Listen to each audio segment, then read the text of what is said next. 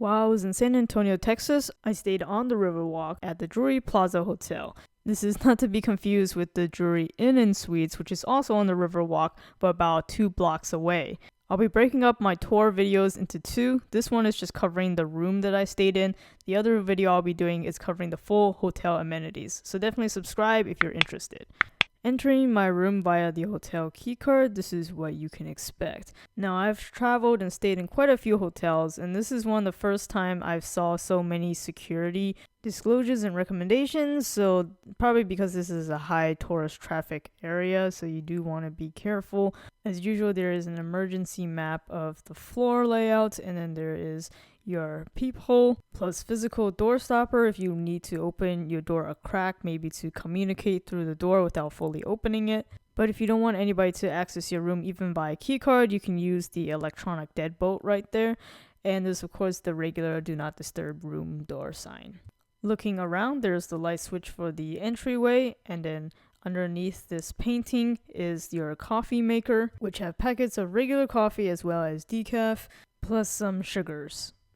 On the flip side is the full-length body mirror, and then on the ceiling you can hear the fan noise of your HVAC, which is recessed in the ceiling right here. Over here in the closet, you'll find your luggage holder, plus an ironing board and iron, and then a series of coat hangers. But that's all in the closet, no extra blankets or pillows. Next to it is your study desk, which has a pretty big mirror right in front of it, plus a desk light with additional outlets, even an Ethernet port.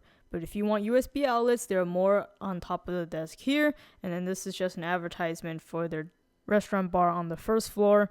The chair is relatively comfortable, no armrests, but it is wheeled, and you have a small trash can underneath. Next to that is the TV with the TV stand, which is just a regular TV, not a smart TV with regular channels.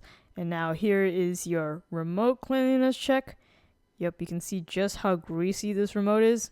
Definitely not regularly cleaned, if at all. Opening up the cabinets, you'll find a microwave with a warning sticker that the popcorn button burns easily. The mini fridge is just below that.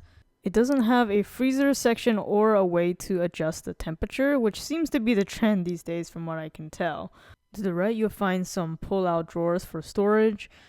And then here is the window with some sheer curtains as well as full opaque curtains. If you're on a higher floor, you may be able to see the next building's rooftop, plus the streets and cityscape of downtown. And this little side table with plastic cups and an ice bucket, which is next to a one-person sofa seater, which did have some obvious staining here in the seat cushion. Continue on this wall, there's another window here. But now we get to the sleeping area, which is this single king-size bed. There is a ceiling fan just above that, whose controls are on the wall. Either side are nightstands. On the left one, there is outlets, including USB outlets, and additional outlets and a Ethernet port on the lamp, plus an alarm clock with additional outlets. But if you still needed outlets, there's even more right here on the wall. Underneath the nightstand, there is empty space for more storage. Same thing in the other nightstand, except that it does still have a Holy Bible in there. On top, same situation with the outlets and the lamp with the Ethernet port, but also there's your hotel telephone. As for the king-size bed, you do get 5 pillows, and there is the classic Drury notes to say who cleaned this room. Mattress is on the firmer side, but that's pretty typical for hotel mattresses. And since my incident with bed bugs, I've always been checking the beds prior to using for any signs of bed bugs. And peeling back the sheets, I do see that the mattress is not encased in any kind of plastic, so it is potentially exposed. But I don't see any signs of bed bugs. But I did see this X, which I thought was kind of strange why they would put an X on here. Hopefully that just means that they inspected it for bed bugs and didn't find any.